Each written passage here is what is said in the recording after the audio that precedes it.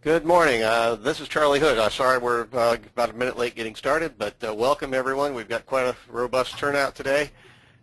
Jamie Warrington is going to be doing the technical end of things. Jamie, does everything appear to be okay on your end? Yes, sir. I think we're ready to go. We've got people still kind of joining here, so I would anticipate a few more people joining over the next couple of minutes. Well, we're going to go ahead and start anyway, and if we Absolutely. miss some of the introductory overview slides, that won't be critical. Welcome everyone. My name is Charlie Hood. I'm the Director of Student Transportation for the Florida Department of Education. For some of you who attended the similar webinar that we did on May 15th, or maybe the one at the FEPT Symposium, a little bit of this will be old news, but a review kind of never hurts, and we welcome all of you who are new to the process.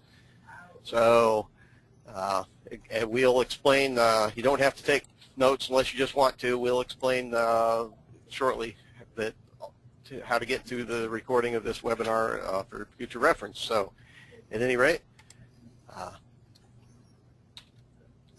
I'm going to let Jamie take over and talk to you about a little bit of the webinar housekeeping real quickly. All right. Thank you, Charlie, and good morning, everyone. I just want to run through a couple of things for those that might not be aware of how webinars work. Typically, we would go, if there's a button on your control panel to raise your hand if you'd like to speak. We are expecting, we have over 200 people registered for this webinar. So we are going to ask that at this point, if you would not raise your hand, we're not going to stop the webinar to answer any questions. If we have time at the end, we'll go through the chat box at the bottom of your control panel, and we'll try to go ahead and start answering any questions that you all might submit to us. I'm going to be monitoring it as the presentation goes on, and if there's anything that I can answer, I will go ahead and answer you directly. Otherwise, if you don't get your question answered during the presentation, we would ask you to go ahead and send us an email with the question, and we'll make sure that it gets to the appropriate person for a response.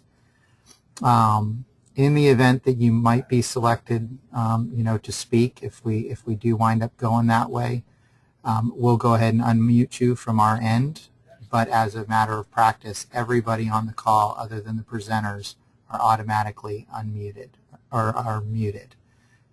So we won't be able to hear anything that's going on your end. Again, about the chat box at the bottom of your control panel, if time allows, we'll read your question, and hopefully one of the presenters will be able to answer it appropriately. If not, we'll follow up with an email at the conclusion of the webinar. This is just a screenshot of what your control panel looks like, where you can see the raise hand button, and then also where you would type a question and then click the send button. And like I said, I'll be monitoring that from my end, and will answer as much as I can, and then we'll address what we can at the end of the presentation. All attendees will be muted, and if for some reason you are speaking, and this goes for the presenters as well, we ask that you please make sure that your cell phones are turned to silent to minimize any kind of background noises. And we are going to be recording the webinar, and it will be available to be viewed at a later date within the next few days on a YouTube channel that we have set up for FAPT. And the link to that channel is available at faptflorida.org, at which point, for those that could not attend, they will be able to view it at any time that they needed to. Okay, I think, Charlie, that's it for me for now. Okay, thanks, Jamie. Just real quickly, I'm going to give everybody a quick preview of how to get to the webinar later on, how to get to the one that we've already recorded from May 15th, and how to get to the webinar. This is the FAPT Florida website. I've already clicked on the link on the left side of the page for funding working group. So back to the home page, and if you're following along on my screen, on the left-hand side of the page where the hand is, funding working group, will take you to where this presentation will be located. So just giving you a quick preview of that. All right, back to the presentation. We're going to go, Karen Strickland, with former FAPT president, is a member of the FAPT Ad Hoc Transportation Funding Group, and she's going to be covering just briefly the history of how we got to this point, how the content was developed, what that group has been deliberating, and so on. Lee Davis, who is in our Office of Funding and Financial Reporting, will be covering some of the basics of the FEFP transportation formula. I will be covering, with help from the other moderators perhaps, the core of this presentation, which is the best practices for reporting student transportation ridership for FEFP, which is a document that's developed and available and out there by FAPT and by the funding group. The three phases of the process we'll be going into some detail on because, obviously we've broken this down into the things you're doing now, the pre-survey activities, the survey week activities, and when I say survey week, I really mean the entire 11-day survey window. We'll talk about that.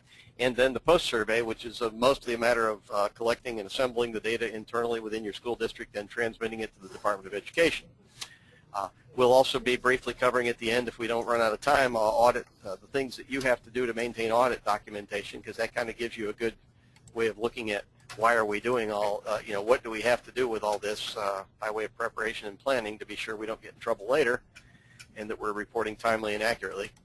And the biggest thing that some of you may not have run into yet is that, especially if you didn't report summer school transportation, is the 2013-14 changes, which are covered in the general instructions. All right, Karen Strickland, are you on there to talk about the FAPT Ad Hoc Transportation Funding Group, please?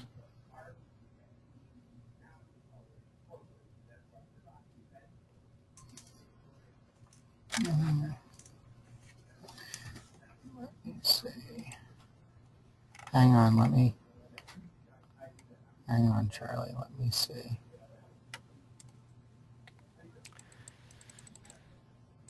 Okay.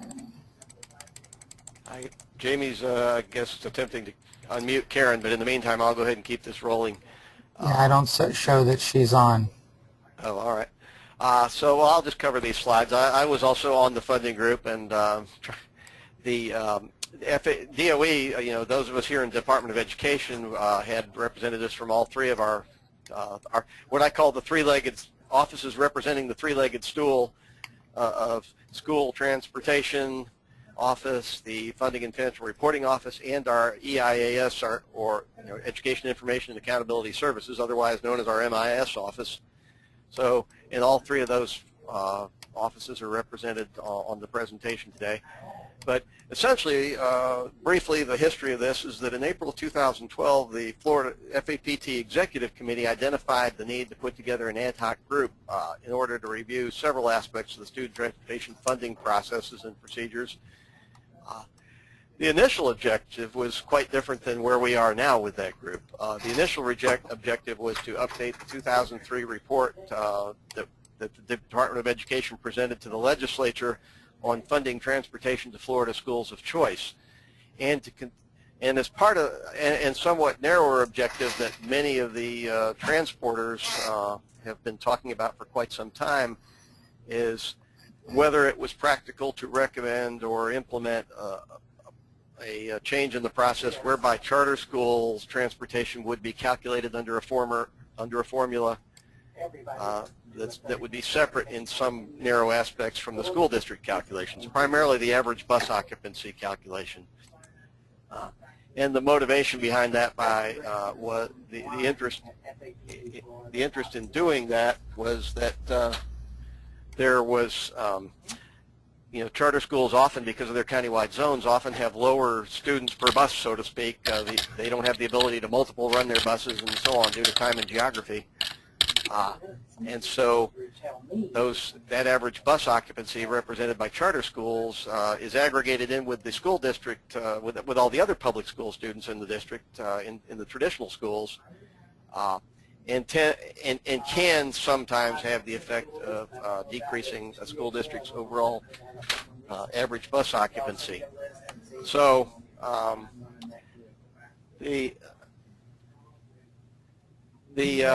that was determined fairly early on that was not going to be part of the short-term charge, at least, of the group because of various statutory limitations. We weren't, it was fairly apparent that we may not have the statutory authority to do that. So the group quickly determined that the 2003 funding report was going to have that updating it because it had so much detail and data that went into it originally, including some large-scale district surveys that had to be done at the time. It was determined that that probably wasn't going to be a practical short-term project, that it was kind of more of a long-term project that still needs to be done because there have been so many changes and so many increases in the availability of school choice options over the years, including charter schools and others, that that the group still feels like, I think overall, that we need to readdress, are we fairly inequitably, does the current funding formula fairly inequitably allocate resources? And so at any rate, the work group narrowed and modified its short-term goals. So where the group ended up was with a couple of major goals. First off, to develop a best practice guide that the districts could consider in establishing and documenting their own data collection processes, basically to ensure that the overall FEFP transportation funding process would be timely, accurate, and meet audit standards. And that goal we believe has been largely achieved because we do have a best practice guide that we're going to be talking about and on which this whole webinar is based, really. Goal 2 was to reduce the complexity of the current data collection process and still meet the requirements of the formula. And to a degree, we believe we've achieved that via the consolidation of the membership categories that we'll be talking about in a few minutes. So that's been a hard-working group, and I'd like to applaud Greg Aiken for leading that group. And if you want to know more about it, obviously a detailed discussion is outside the scope of this webinar, but we'll be happy to answer questions anytime. I'm sure Greg Aiken, Karen Strickland, and others that are on that group will also be happy to answer any questions. At this point, I'm going to let Lee Davis jump in and provide a sort of an overview on a couple of slides of the funding formula itself, because I think it's really helpful to, if you haven't been exposed to this before, to understand how just the very basics of how the funding formula works. How the funding formula works in detail would be a whole series of webinars by itself, but an overview is very useful. So, Lee, are you on there? Yes, I am. All right. You may want to speak a little louder into your phone, or if you're fairly faint, or whatever you're using. Is this any better? Not too much. How about now? You're a little louder. We'll give it a try. All right, I will try to speak loudly. Good morning. I'm Lee Davis. I work in the Office of Funding and Financial Reporting. I work on the Florida Education Finance Program, or the FEFP calculation, and the transportation funding calculation. If you listened back in May, this is going to sound very redundant because I'm going to go over the same things, but I think it's good to have a basic understanding of what goes into the calculation. So the transportation funding calculation is a component within the FEFP. It's one of the many calculations that make up the total K through 12 education funding. This calculation is rider-driven. Lee, I'm sorry, this is Charlie. Can I interrupt you for just a moment? If any of you who are presenters, you've been unmuted, so if you will mute yourselves temporarily on your end, I'm hearing some clicking and noises in the background that may be caused by the people who are unmuted currently. Thank you. Okay. As I was saying, the calculation is rider-driven, and there is a set amount of funding allocated for this allocation each year. So every year the legislature will determine a total statewide allocation for transportation purposes, and that's the basis for the funding and distribution to the district. Couple things I want to go over that I went over last time that I think can be helpful are the differences between FEFP, FTE, and riders. I think sometimes these terms get used interchangeably, and I think it's helpful to understand the difference between each. So FEFP is the Florida Education Finance Program and is the overall K-12 funding formula, and refers to all the components that make up the classroom funding, including transportation. FTE, which stands for full-time equivalent student, refers to classroom students and is used to generate most of the funding components of the FEFP. So those are like classroom students. So FTE is not referring to riders. Riders is what drives the transportation formula.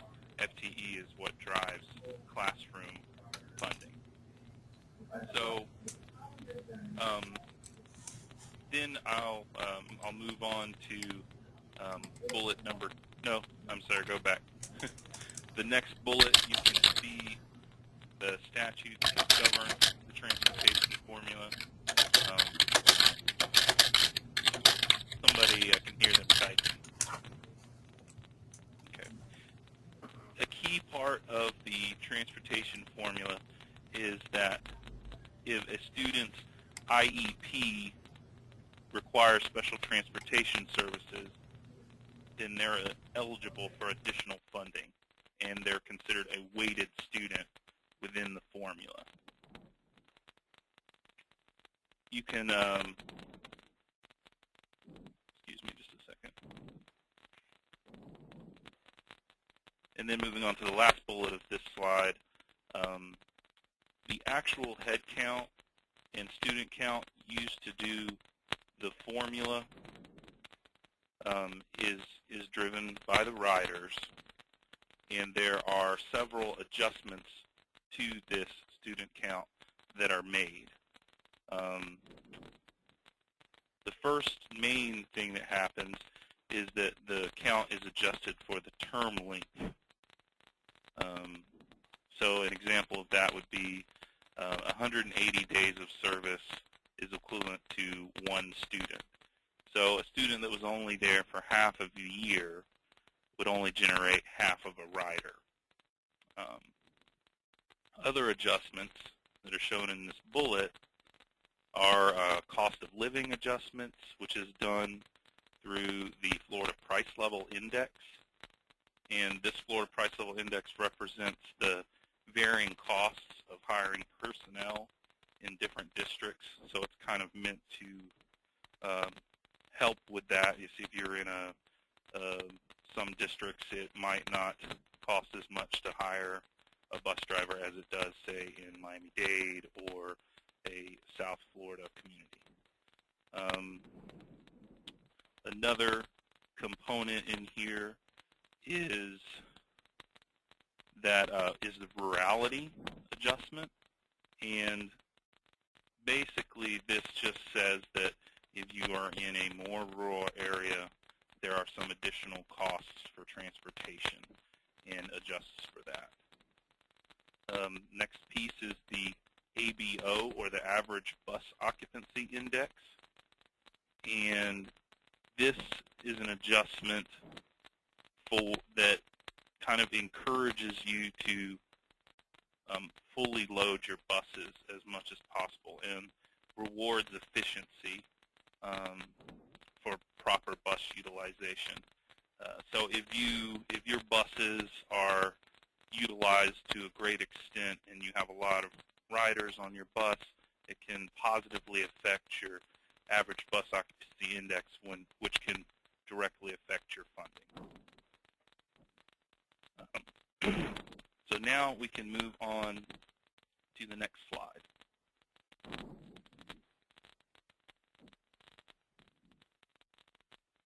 Okay. So there's after you've adjusted your student counts for the items we just discussed, there are two main components in the formula. The ESE allocation is actually calculated first, and it starts off by adjusting for the components we just discussed, and then a per student amount is applied. And that per student amount is set at the beginning of each year. These funds are not, one key part of these funds is that they're not prorated, but are calculated just as they are for each district. Any remaining funds after the ESE allocation go towards the base transportation allocation. So the base student allocation is funding that occurs for all of your riders and is based on your rider count and those adjustments we referred to earlier. And then the ESE transportation allocation is a bonus on top of those funds for your additional ESE services. So that's kind of the basic overview of transportation funding.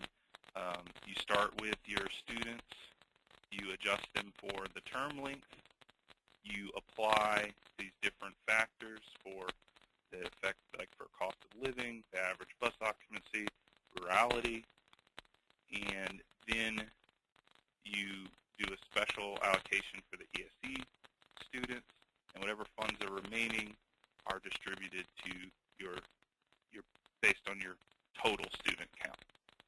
So that's it in a nutshell. Sorry I kind of stumbled through, but if you have any questions, I'd be happy to help you at the end of the presentation. All right, thank you, Lee. All right, I'm going to jump in. First off, I think Karen's on here now. Karen, are you still on here? Yes, I am, Charlie. Oh, all right. Sorry I didn't jump in fast enough to to let you cover the FAPT ad hoc committee slides, but is there anything you want to say from that perspective about the work of the committee? Or no, Charlie, excuse me, you covered everything. I think we're fine. Like I said, you did a great job. Appreciate it. All right. Well, I'll go ahead and continue on with all right, pre-survey preparation. This obviously is what's happening now. It's where we are right now. I don't know if you guys have actually, how many of you have actually looked at the calendar? Probably all the school district people have, because the FEFP reporting is such a big deal. But the survey window actually starts the 6-day window prior to the start of the survey, which is when you can begin collecting your ridership information. Actually starts on Friday, October 4th, so it's coming up any day now. The survey week itself, as you know, is October 14th through 18th. So it's absolutely not too early. Hope you're already doing much of this planning and training and so on. But getting to the specifics of the pre-survey preparation prepared by the committee that are sort of assembled by the committee and are in the best practices document.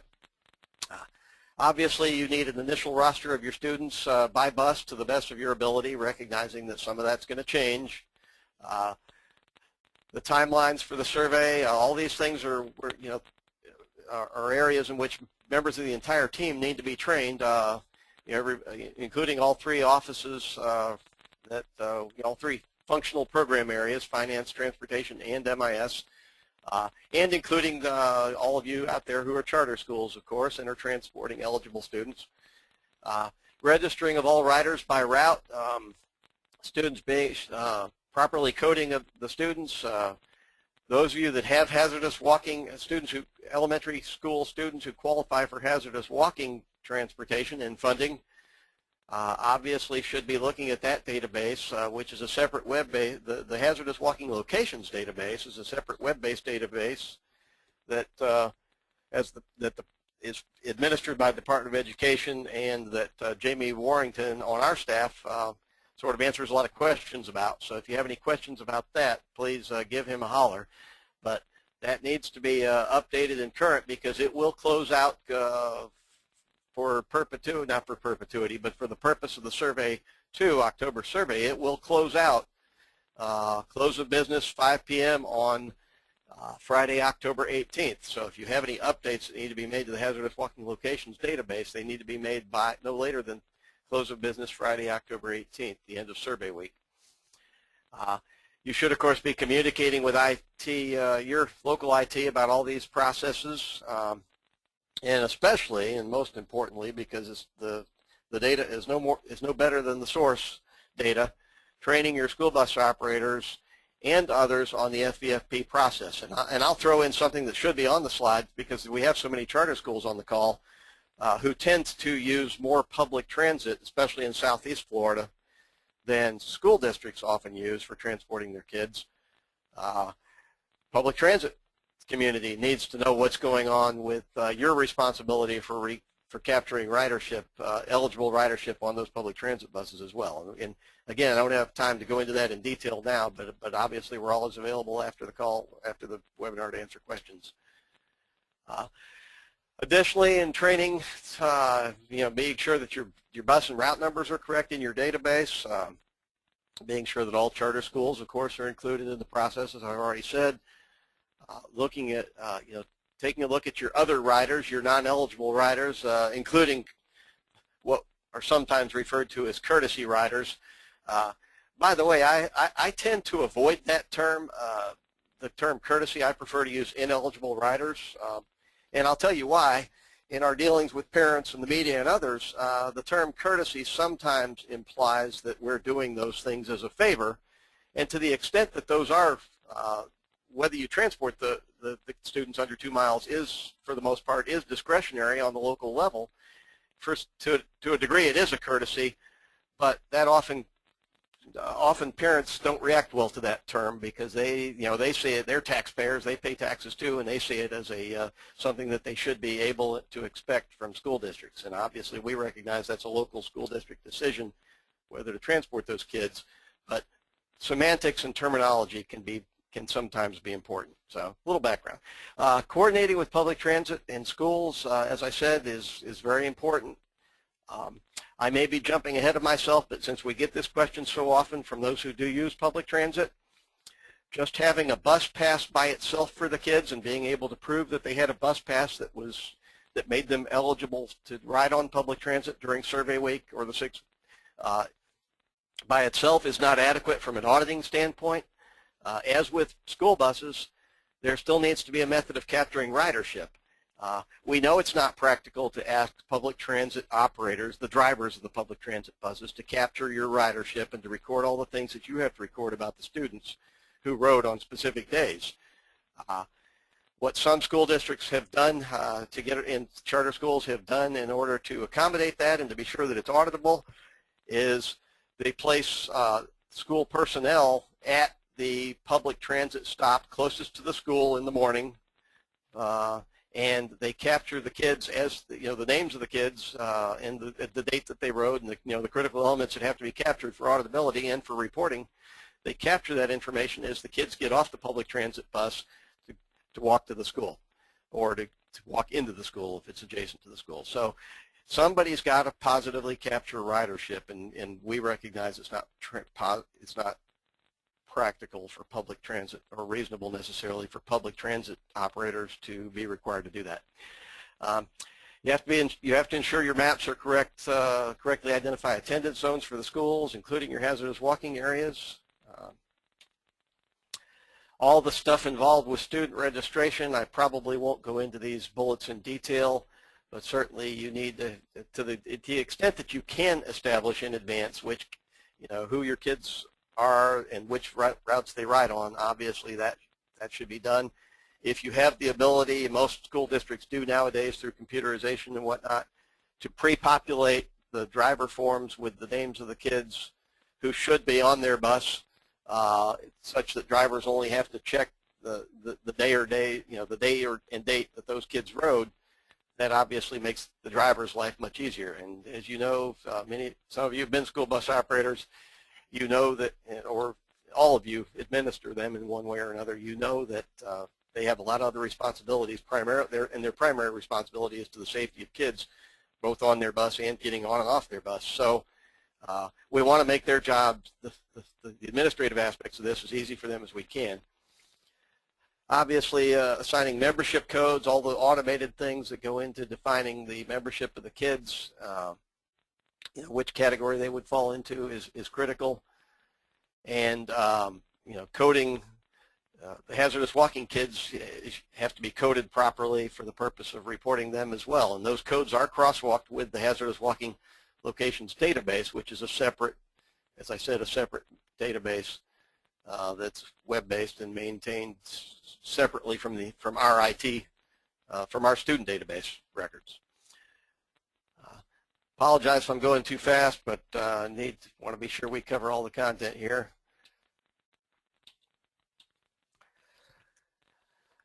Some of the things districts do commonly are they get, as I said, they give district-generated forms with the assigned students to their drivers. They obviously try to you all obviously try to instruct your drivers in the process, make sure they understand it to the best of your ability prior to the survey week or the survey window. And needless to say, the forms have to provide some means for drivers to capture the inevitable kids who show up on their bus that you didn't know about or that they didn't know about in advance. Kids who may have just moved, kids who may be new to the school district, whatever it might be. Operators, are given the forms and in advance so that they can preferably, sometimes they're provided with stop locations identified so that they're in approximate order that kids would show up, so to speak, onto the bus. As I said, we give them additional blank forms. Ridership is documented by, ridership is typically documented by using a simple indicator such as a check mark on a bubble sheet or a barcode or whatever. The only key aspect of this, regardless of how your individual school district does it, not the only key aspect, but a key aspect, is that the ridership sheets have to be set up in such a way that they will positively document to an auditor or anyone else, to you and to an auditor later, which individual students rode the bus and on which specific days. Now, you don't have to record every day that a student rode, but you do have to record at least one day that they rode, one date that they rode. The driver does have to record at least one date that they rode during the specific survey window. Many districts capture every day that every kid rides so that they don't, so that they have the maximum possibility of having a match between their attendance at school and the days they rode. And that gets that can be a little burdensome, but it's up to your school district. But you, at a minimum, need to capture the first day that the student rode during the survey window. And when I say day, I mean day and date, but date being the most important of those. The roster count sheet that the school district bus operators will receive, the drivers, and will include these basic kind of minimum elements typically. So I won't go over that. We do have sample forms available. I seriously doubt that there are any of you out there who don't already have forms being used by your drivers. If you're claiming FEFP, I know you do. But you may want to look at your form against this list and just be sure you're not leaving out any critical element. There's no quote-unquote DOE prescribed form. Different districts do it differently. Different consortia. Some of the districts use systems provided by their insurance consortia or groups like Panhandle Area Education Cooperative or Northeast Florida Education Cooperative or some of those. But and sometimes dictated by your MIS system that those or vendors that those groups are providing or facilitating. But we do have samples. Jamie's got a good sample that happens to be used by Palm Beach where he used to work, but there are samples from all over the state that we can provide if you're interested, or we can get you in touch with the right folks. They have to be signed and dated by the bus operator through document ridership. They have to be maintained as a source document. As I said, you have to verify the specific bus and the days during the survey week, or at least the first day that the student rode. Needless to say, they can't be Christmas treed. The operators really need to understand how critical this data is, because it can involve, it involves a significant amount of money that the district is either due or not due, depending on the accuracy. So they just need to understand that it's a critical document and how important this process is that they record it accurately. The procedures for the actual count, I've gotten ahead of myself a little bit, and I've sort of covered some of this stuff's pretty obvious, but so I won't go into that again. But at some point we get into an area that really is completely district specific about how you get that information to your MIS folks and into your system. I can't give you a one-size-fits-all answer for this because different districts do it differently. But at this point, Candy, are you ready to jump in with sort of the IT end of things, and once the data is produced by transportation, how it typically gets to either the local MIS or more specifically, in our case, to DOE? I assume Candy Garcia, by the way, is head of our Office of Education Information and Accountability Services, and he is our next presenter. Jamie, is Candy on here? Okay, well, for whatever reason, he's not hooked up yet. I'm checking. He was there.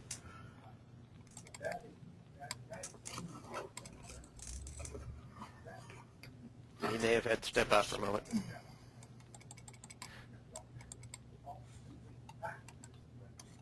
Candy, are you there? All right. Well, we'll go ahead and proceed, and I'll ask Jamie to have somebody from our staff see if he can figure out, whether Candy, is having technological issues or what. So, Jamie, if you'll kind of follow up on that, I'm going to continue with the presentation. Okay.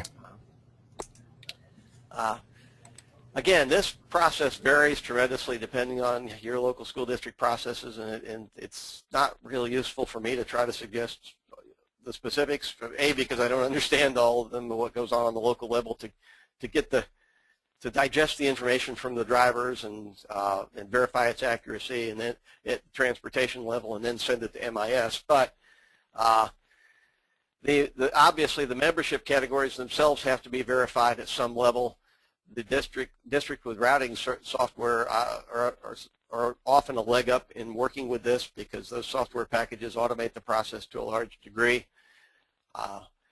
The files are sent to local MIS departments for error checking and corrections, and error reports are produced as the database records are checked against the ridership records for withdrawals, enrollments, attendance, student schedules, duplicates, and et cetera. And this is oftentimes where the accuracy of the schools, of the student database, which is largely maintained by schools, where that accuracy becomes critical. And I've kind of, in talking about this, I've talked about transportation, I've talked about funding, the funding office at your school district, and the finance office, and MIS.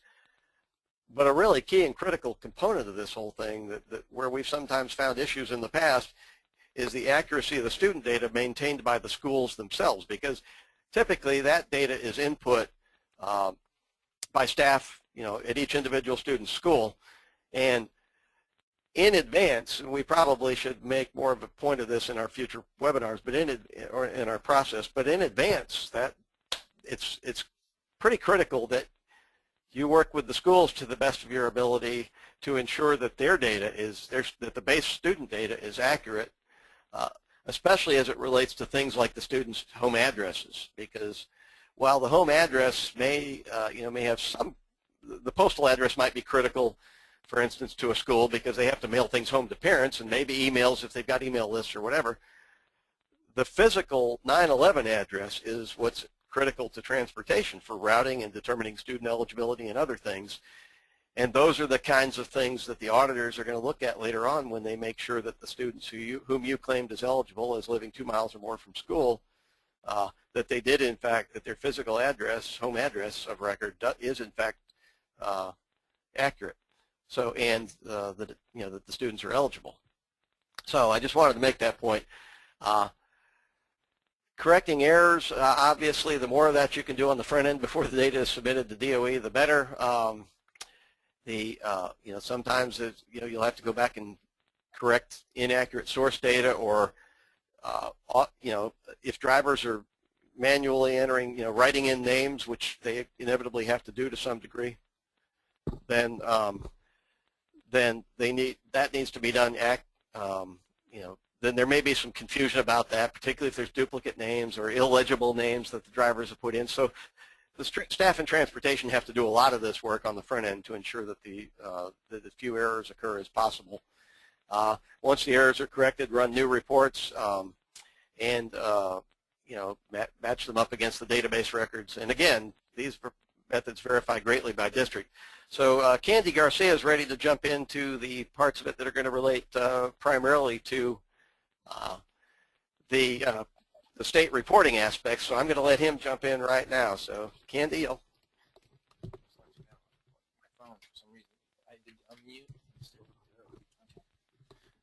All right. Good morning.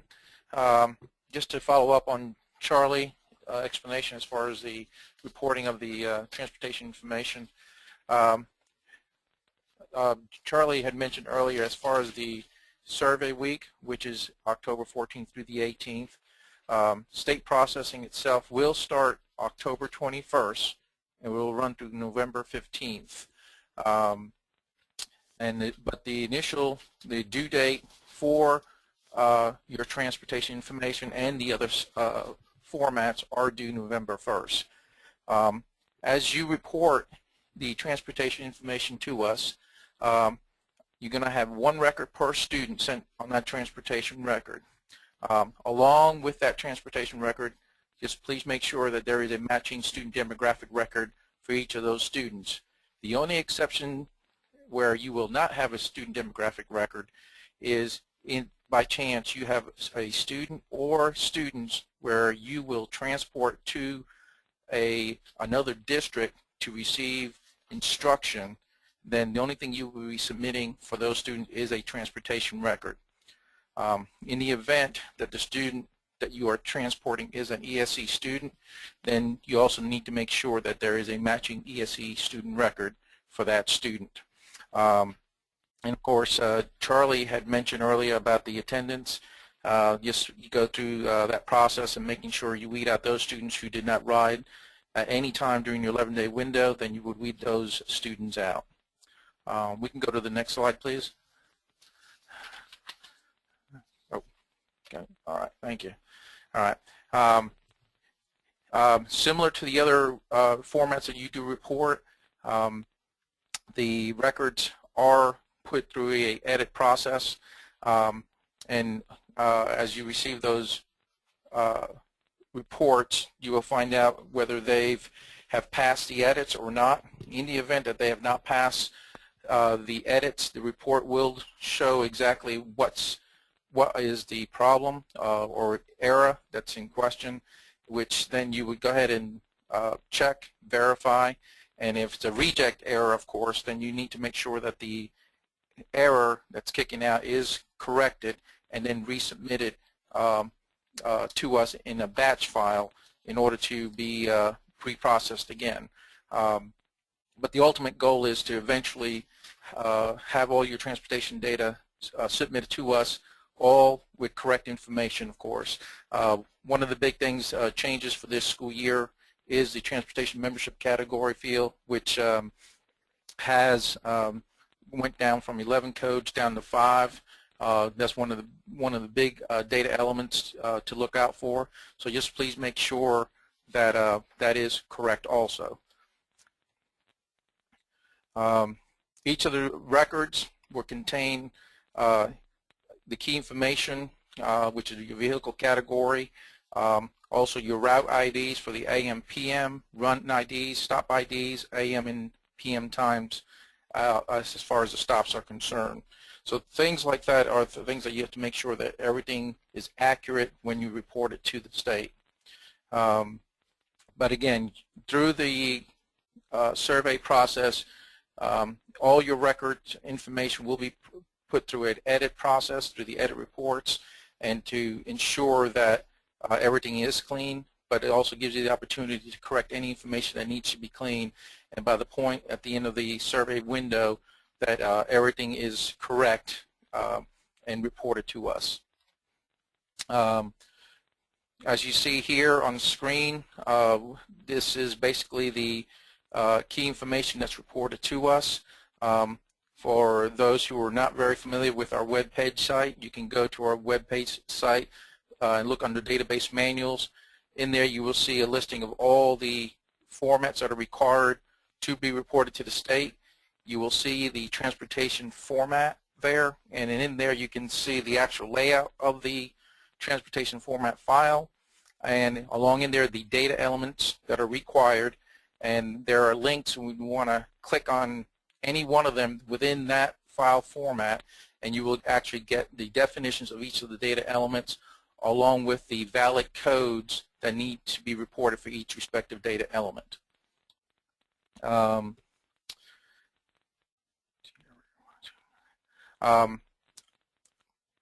Again, as we receive these files, we will run the student transportation validation reports, and that process can be repeated as many times within that window to ensure that your information is accurate. And once these reports are processed, it will be available for the districts to download during the week, during the 2-week window on a daily basis, to pull down, allow them to look at them, and verify the information that's been processed for all the districts.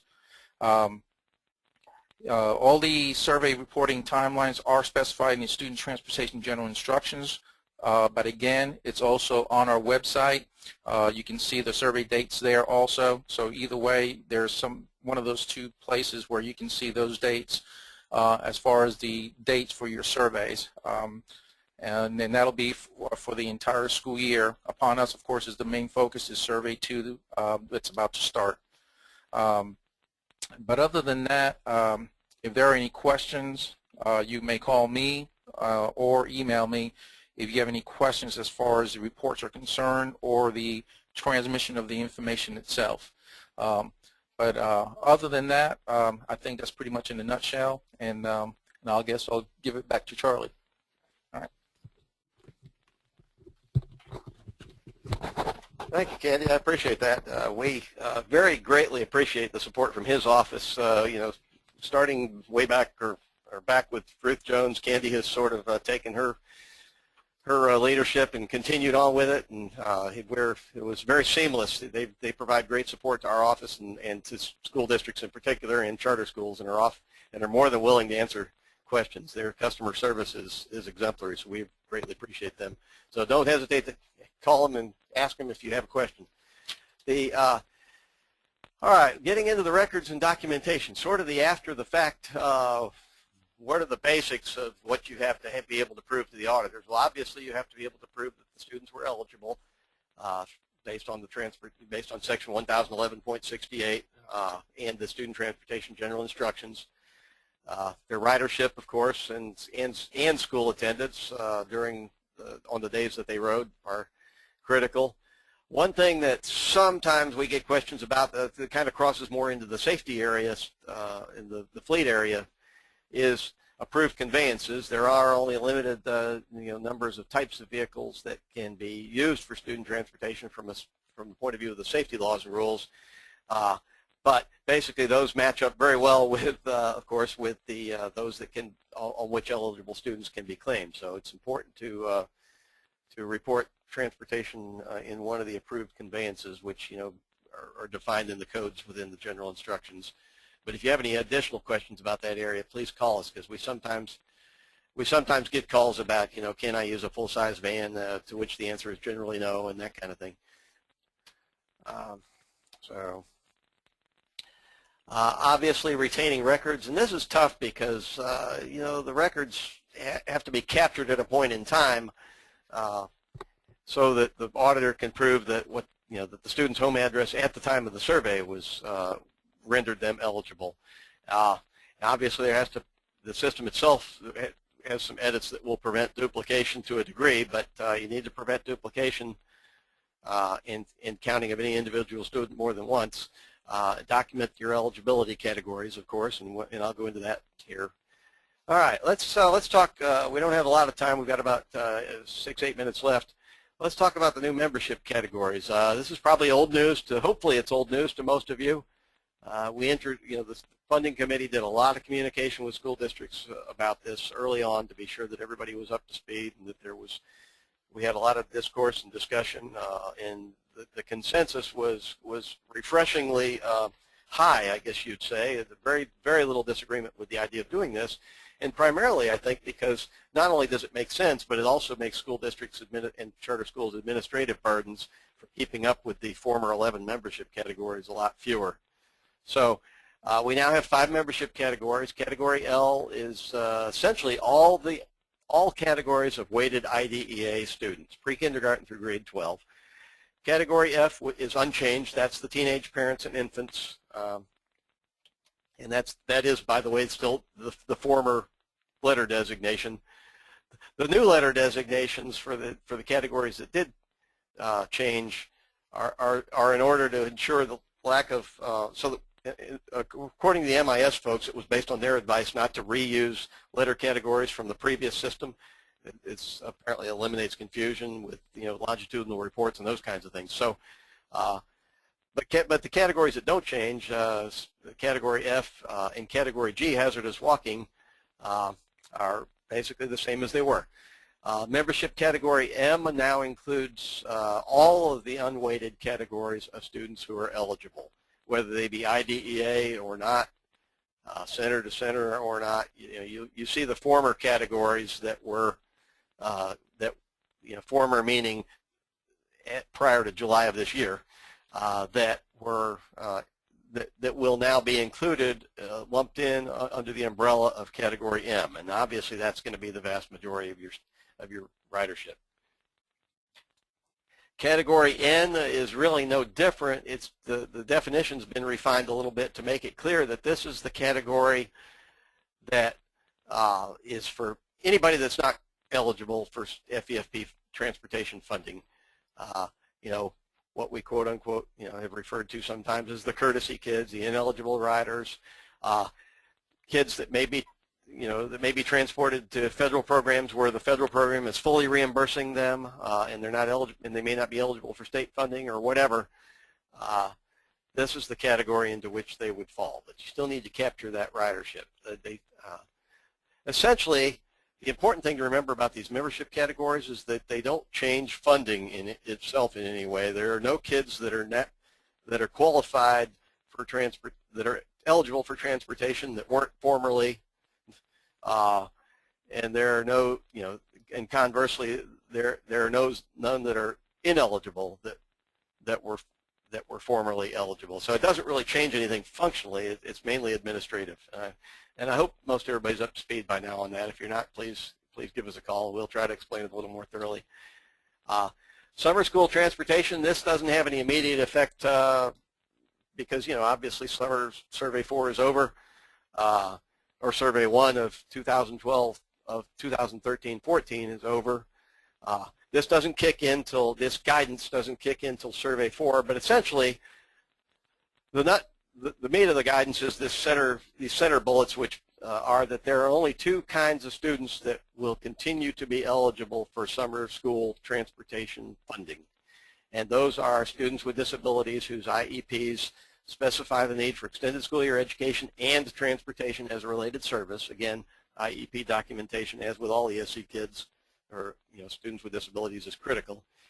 And the other category is that small number of students who attend non-residential Department of Juvenile Justice programs. So anybody else, basically, especially effective survey 4, that's when this guidance or clarification kicks in next June. Anybody else is not eligible for transportation funding, for FEFP transportation funding. Resources, we've got a tremendous number of them out there. I want to, since we've got a couple minutes real quickly here, I'm going to jump out of the slides. Again, this is all going to be recorded, but I want to jump out of the slides real quickly and just walk you through where to find some of this stuff. I already talked about the FAPT website. This is the Office of Funding and Financial Reporting website, which is fldoe.org/FEFP. And down here under the transportation link is where you will find all the student transportation general instructions. And it is critical that you, that if you haven't already done it, that you review the student transportation general instructions, because essentially everything we've talked about is in there. You know, that's sort of the Bible. That's certainly what the auditors go by, and obviously what school districts need to go by as well. So I wanted to kind of cover those two. And other than that, I didn't pull up the EIAS website, but that obviously is available to you as well. Our website, fldoe.org/transportation, has a bunch of stuff on it as well that may be helpful to you. So encourage you to go to those things, and we greatly appreciate everybody's time and attention this morning. I think Jamie said we had over 200 participants. We especially appreciate the participation from those of you representing charter schools.